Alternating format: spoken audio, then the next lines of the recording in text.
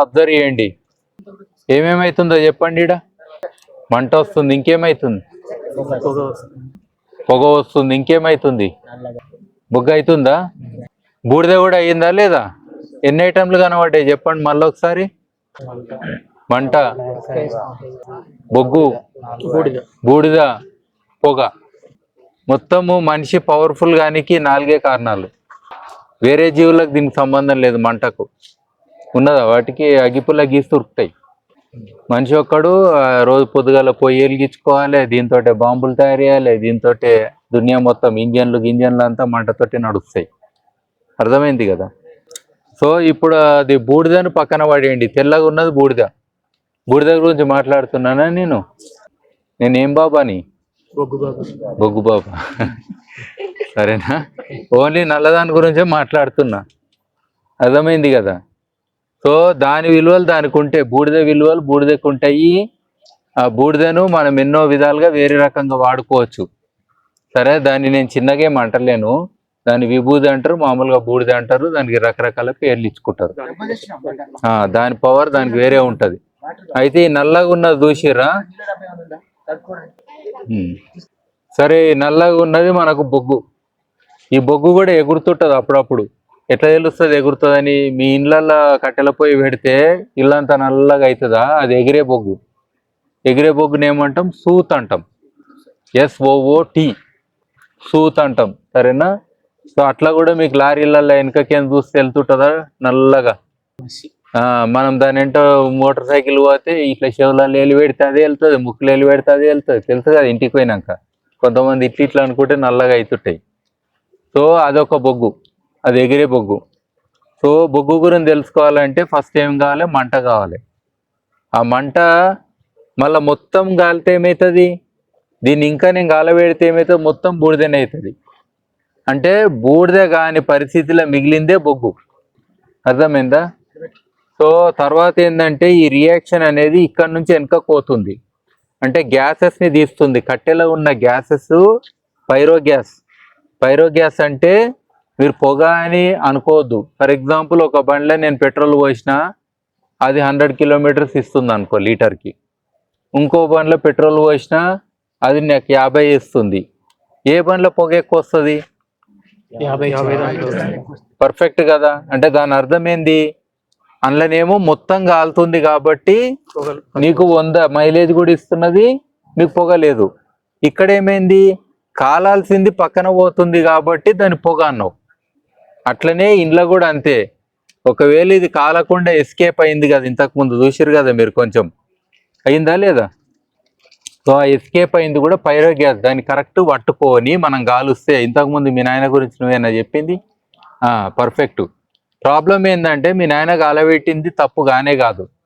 Problem ఏంటంటే ఆ పోయిన పొగని పట్టుకోవాలి కదా. ఇప్పుడు ఇది ఇట్లా కాలుతుంటే నాకు కొంచెము ఎగిరిపోయే పొగ కనబడుతుంది సైడ్కి. దాన్ని నువ్వు కంబస్ట్ చేస్తే నువ్వు పర్యావరణానికి హాని చేయవు. అర్థమైందా? బై మిస్టేక్ అది నీకు పోతుంది అనుకో, అంటే ఎస్కేప్ అవుతుంది. ఎస్కేప్ అయినందుకు మనం ఇంతకుముందు పోయిందా కొంచెము, ఎస్కేప్ అయిందని నువ్వు గాల పెడితే నువ్వు తప్పు కింద రావు. పొల్యూషన్ వాళ్ళు అంతే కదా. ఇప్పుడు బండ్లకేం పొగ వచ్చినందుకు నిన్ను పట్టుకుంటారు, కానీ పొగ రాకుండా మొత్తం కాలుస్తే పట్టుకుంటారు ఎవరన్నా? పొల్యూషన్ సర్టిఫికేట్ అంటే అదే కదా మామూలుగా, లాజికల్గా అది. సో అందుకని కంప్లీట్ కంబషన్ కావడం ఒక పద్ధతులు ఏవైతే ఉంటాయో ఆ పద్ధతులే మనం పైరోలిసిస్ అని ఒక పద్ధతి అంటాము. రెండోది కంబషన్ అని ఇంకో పద్ధతి. కంబషన్ అంటే ఏం లేదు, మామూలుగా కూడా మీ నాయన కాల్చినట్టు ఇట్లా ఉంటుంది కదా, కుప్ప వేయాలి. కుప్ప వేసి మనం డైరెక్ట్ నీళ్లు తేండి కొన్ని. ఇగో ఇది మామూలుగా ఇదేంటి కంబషన్ పద్ధతి. కంబషన్ అంటే ఓపెన్గా నేను గాల పెడుతున్నా, సైడ్కి పెట్టండి. పేపర్లో వద్దులే, పేపర్లలో బలం ఉండదు. ఇది అన్ని మెత్తగా ఉన్నాయి. ఇగో తెలుస్తుంది ఇట్లా అనండి. ఇగో కంబషన్ పద్ధతిలో బొగ్గు తయారు చేసే పద్ధతి ఇది. మామూలుగా నేను ఇట్లనే మంట పెట్టేస్తే చాలా మటుకు మనకు బూడిద అవుతుంది, కొంచెం బొగ్గు అవుతుంది కదా, అవునా కదా? ఈ ఆకులు బాగా తెచ్చిరోరు. ఇగో ఇట్లా అయింది కదా. ఇప్పుడు నేను గాల పెడుతున్నా లేదా? పెట్టి నేను ఇట్లనే వదిలేస్తే ఏమవుతుంది? బూడిద అవుతుంది. నాకు బూడిద కావాలా బొగ్గు కావాలనా? బొగ్గు కావాలి. పొగ వస్తుంది చూసిర్రా? అంటే మనం పైరాలసిస్ కానీ కంబషన్ ఏది చేసినా పొగ తక్కువ వచ్చే పరిస్థితిలో పెట్టాలి. ఇగో ఇట్లా నీళ్లు చల్లేయాలి. మీరు మంట పెట్టి దేనికైనా నీళ్లు చల్లిరు అనుకుందాం, టైంకి చల్లితే ఏమవుతుంది? బొగ్గ అయిందా లేదా చూడు, ఇగో మంచి బొగ్గ అయిందా లేదా? ఇది మనకు కావాలి. మీ ఇంట్లో పొయ్యిలు కూడా మామూలుగా వంట కాగానే మదర్ ఎక్కడో పోతుంది, మీరు ఎక్కడో పోతారు, అవంతా కూడా కాలుకుంటా బూడిదవుతుంటుంది. మళ్ళీ నీళ్లు చల్లుడు అదంతా ఉండదు మనకు ట్రెడిషన్. దాని మీద ఇసుకలన్నా కట్టెలు పెట్టాలి, లేకపోతే ఇంత నీళ్ళన్నా చల్లాలి. చల్లితే అప్పుడు ఏమవుతుంది అంటే మనకు బొగ్గు మిగులుతుంది, వేస్టేజ్ కాదు కట్టె కూడా, అవునా కదా? సో అట్లా ఈ బొగ్గు అనేది మనం చేసుకునేది ఒక పద్ధతి. అంటే మీరు ఏంటంటే భూమి మీద కూడా కట్టెలు ఇట్లా పెట్టి మీద కాలవాలి, కింద కాలవద్దు, మీద మంట పెట్టాలి. కట్టెల కుప్ప పెడతారు కదా, ఎవరైనా చనిపోయినాడు కట్టెలు వేరంగా చూసిరా, దాన్ని పైర్ అంటారు. పైర్ అంటే కట్టె మీద పెట్టి ఇట్లా కుప్ప చేయడం. దాని కింద మంట పెట్టొద్దు, ఎడబెట్టాలి, మీద పెట్టాలి. మీద పెడితే ఇట్లా మెల్లగా కాలుతుంది, కాలి కుప్ప కిందికి వస్తుంది కదా, అప్పుడు నీళ్లు చల్లాలి. చల్లితే మీకు బొగ్గు అవుతుంది. ఇది కట్టె, ఆ కట్టె ఈ కట్టె ఉంటాయిగా మన దగ్గర, అవన్నీ తెచ్చి లేస్తా, వేసి ఫస్ట్ మంట పెడతా, అది కాలుతుంది. కాలంగానే ఇంకా వేస్తా, మళ్ళీ మంట మీదకి వస్తుంది, ఇంకా వేస్తా, మొత్తం వేసి దాదాపు ఈ లెవెల్ వరకు వేసినాక ఏం చేస్తే ఇలా నీళ్ళు వస్తా, బొగ్గు అవుతుందా కదా? కింది బూడిద కావచ్చు కదా అంటే, బూడిద ఎందుకు కాదంటే నీకు ఆక్సిజన్ పోతలేదు కింది దాకా, పొయ్యి లోపల మీది పట్టుకుంటుంది. భూమి మీద ఉన్న ఒకటే ఒక అంశం ఏంటంటే గురుత్వాకర్షణ శక్తి అంటాం కదా, దానికి విరుద్ధంగా ఉండేది మంట ఒకటే. కరెక్టేనా? అన్నీ ఏమో కిందికి పోతుంటాయి, మంట మాత్రము మీది పోతుంటుంది. కాబట్టి ఆక్సిజన్ కిందికి పోయి దాన్ని బూడిద చేద్దామన్నా కానీ ఈ మంట దాన్ని ఏం చేస్తుంది? రైజింగ్ ఫ్లేమ్ అంటాం. కాబట్టి కింద బొగ్గు అట్లనే ఉంటుంది, ఫస్ట్ ఫామ్ అయింది, నీళ్లు చల్లంగానే మొత్తం ఏమైంది? బొగ్గు అయిందా లేదా? ఇట్లా ఓపెన్గా చేసేదేమో కంబషన్ మెథడ్లో పైరాలసిస్ అంటాం. సో ఇంట్లో చేసేదాన్ని పైరాలసిస్ అంటాం. ఓ రకంగా ఇంట్లో ఇంకా టైట్గా కూడా చేయొచ్చు. అట్లనే ఇదే కాదు, మనం మీ డబ్బాలో కూడా చేయొచ్చు. తక్కువ క్వాంటిటీస్ మీకు కావాలంటే డబ్బాలో చేయొచ్చా? ట్రెంచ్ అంటే నేను ఒక 10 ఫీట్లు గుంత కొట్టి చేయొచ్చా? ఉన్నాయి కదా రకరకాల పద్ధతులు ఇప్పుడు మీకు, ఉన్నాయా లేదా? ఇది కాకుండా రిటార్ట్స్ అని అంటాం, అది వేరే, కప్పేదానికే వస్తున్నారు రెండోది. సో ఇంకోటి ఏం చేస్తారంటే, మీరు ఊర్లలో బొగ్గు తయారు చేసే వాళ్ళని చూసి ఉంటారు, చూసిరు ఎప్పుడన్నా? మీ లైఫ్లో ఏం చేయనీకి రాకపోతే బొగ్గు చేసుడు నేర్చుకోండి, బతకొచ్చు. నేను చెప్తున్నా చూడు, పుష్ప 2 అయిపోయింది కదా, పుష్ప 3 బొగ్గు మీదనే వస్తుంది. అవును, వాళ్ళకి లాభాలు తక్కువ అని అనుకునేరు, నల్లగుంటారేమో బొగ్గు మీద పని చేసిన వాళ్ళు, కానీ వాళ్ళు సంపాదించేదంతా ఫుల్ బ్లాక్ మనీ అనకండి వాళ్ళను, కష్టార్జితము. సరేనా? అన్ని పైసలు వస్తున్నాయి ఇవాళ రేపు, తెలుసా మీకు? అరే 50 రూపాయలు కిలో ఇడ్లీ, ఎంత ప్లేటు? మరి 50 రూపాయలు కిలో ఇది బొగ్గు. మరి బియ్యం రేటు సరిపోయిందా? ఈ బొగ్గు 50 రూపాయలు.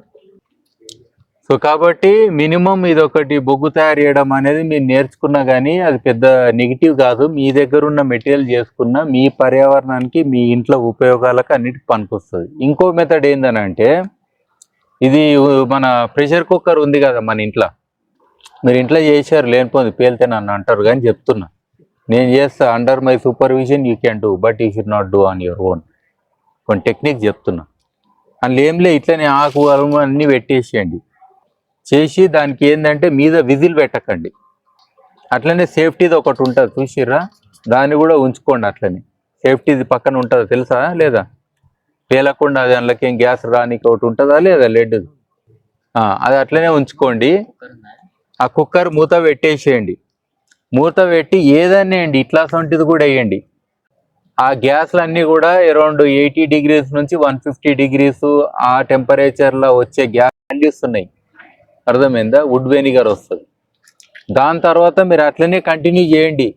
400-500 degrees ఇట్లా అవుతుంది కదా టెంపరేచర్ లోపట.